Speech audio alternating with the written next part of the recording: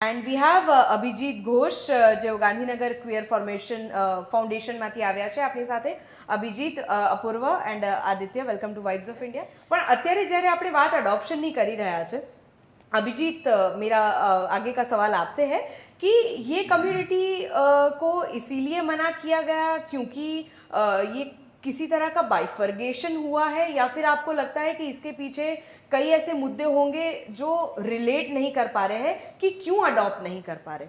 क्योंकि मान लो कि अगर गे कपल है या लेस्बियन कपल है तो उनको ये अधिकार क्यों नहीं दिया गया है? आप कैसे देखते हैं इस मुद्दे को?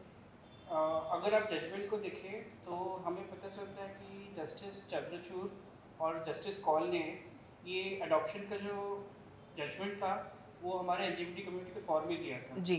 और काफ़ी जब कोर्ट की हियरिंग स्टार्ट उन्होंने से ही हुआ था तो हमें ऐसा लग रहा था कि कोर्ट का डायरेक्शन पॉजिटिव पे जा रहा है, राइट. क्योंकि उन्होंने अडॉप्शन और सीटेज के हमारे हक के लिए बताया गया था.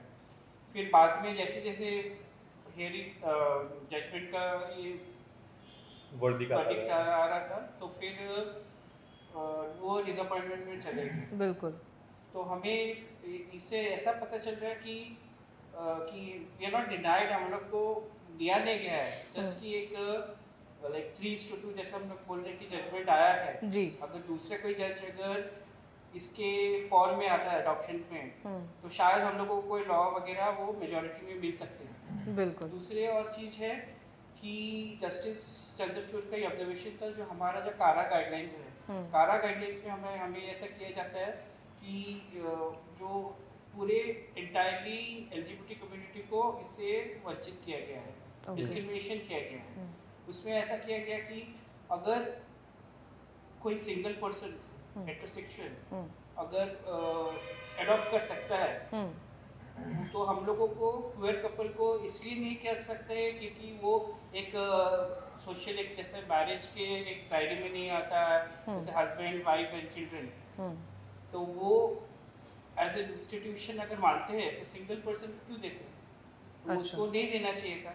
अगर ये अगर जा रहा है तो वो कारा गाइडलाइन के हिसाब से इसको जो कर रहे हैं वो डिस्क्रिमिनेशन ही है. वैसे देखने जाओ तो शायद इसी वजह से जो ज़्यादातर आपकी कम्युनिटी को रिप्रेजेंट करते हुए जो लोग हैं या उनमें फॉलो करते हैं, बिलीव करते हैं, या वो भाग है इस कम्युनिटी का, वो शायद इसीलिए देश छोड़ के किसी और देश में बसना पसंद करते हैं. क्या आपको लगता है, मतलब क्या मैं सही कह रही हूँ? क्योंकि हमारे देश में ना ऐसे कायदे हैं जो कम्युनिटी को किसी भी तरह से अभिजीत गे ट्रेड बोला जाता है.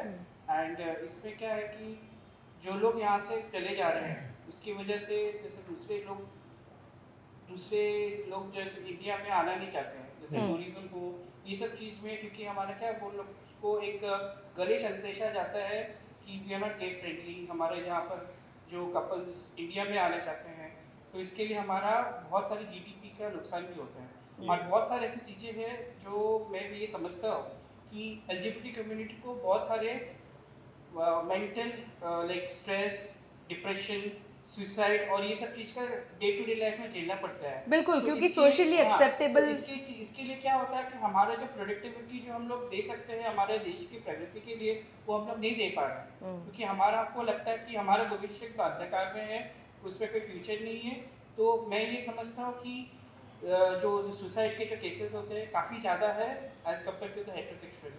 राइट. इनफैक्ट और हैरेसमेंट और ये सब चीज़ सब जो हमारा डेली के लिए होते हैं. अभिजीत, आपने जब ये सुना, जब ये लॉ सुना, तब आपको कैसा महसूस हुआ था? क्योंकि कहीं ना कहीं ऐसे कई सारे लोग होंगे आपके आसपास में जो शायद अडॉप्शन का सोच रहे थे, पाइपलाइन में प्रोसेस था, लेकिन अब वो नहीं हो पाएगा, और अब ये पूछा जाएगा कि आप दोनों में से कौन माँ है और कौन बाप बनेगा. देखिए हमारा जैसे हमारा जजमेंट जो आया कि हमारी ये फंडामेंटल राइट नहीं है. मैं एक चीज़ कहना चाहता हूँ कि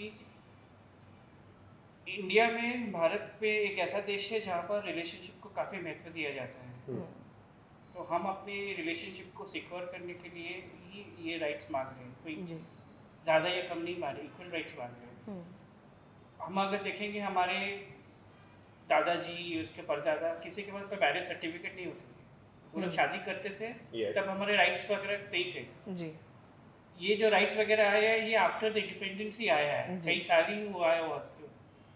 और अगर देखा जाए तो गे मैरिजेस अभी भी हो रहे जी। हैं, लोग ऐसे भी बिना कानून के शादियां कर रहे हैं गेज गेटिंग मैरिड, लेस्बियन भी मैरिड, या सोशल मीडिया पे कर सब रहे देख हैं। पा रहे Everywhere. हैं तो या ये है ऑफ कोर्स कि ये कानून का जो बोलते हैं ना कि ये मैरिज का ये चेंज हो जाएगा, खराब हो जाएगा, ऐसा कुछ नहीं है। शादियां पहले भी हो रही है, अभी भी हो रही है, पर क्या चीज़ है कि हमारे डे टू डे लाइफ में जो हमको जैसे बैंक अकाउंट करना है, मेडिकल इमरजेंसी लेना है, ये सब जो चीज़ है, मेरे कुछ फ्रेंड है जो लेस्बियन कपल है, घर से यहाँ पे भाग के अहमदाबाद में रह रहे हैं, उनको लिए जॉब मिलना भी मुश्किल हो जाता है। बिल्कुल Plus getting a house हाँ, on और rent is दूसरा- और difficult. Yeah, yeah, of दूसरा course. चीज क्या है कि सुप्रीम कोर्ट का ये जो जजमेंट आया है कि ये सिर्फ लाइक सिंगल हेटेरोसेक्सुअली का ये कर सकते हैं, होमोसेक्सुअल कपल नहीं कर सकते, वो डिस्क्रिमिनेशन है।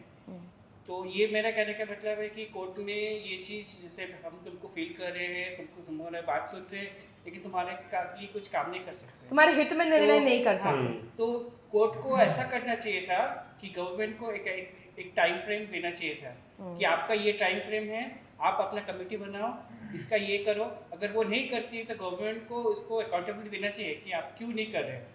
तो ये चीज़ मुझे लगा कि अगर सुप्रीम कोर्ट करती तो शायद कुछ एक हो पाती कि ये कुछ एक दिशा पे जा रही है। भले जैसे इन्होंने कहा कि डॉक्टरेट ऑफिस में या यहाँ पर कि उसके जुडिक्शन में आता नहीं है, जी तो हमको ये लगता है कि अगर वो थोड़ी भी गवर्नमेंट में शक्ति दिखाती कि आपको ये काम करना ही पड़ेगा, बिकॉज देखिए 377 का जजमेंट आया, बिल्कुल 5 साल तक गवर्नमेंट ने कुछ भी नहीं किया इसमें। बिल्कुल उन्होंने बोला था कि आपको टीवी रेडियो वगैरह में अनाउंसमेंट करना है, अवेयरनेस फैलाना है, आज का वही है। બટ શાયદ ऐसा हो सकता है कि कदाच આ નિર્ણય એટલો મહત્વનો ન લાગ્યો અથવા તો એટલો મહત્વનો થવા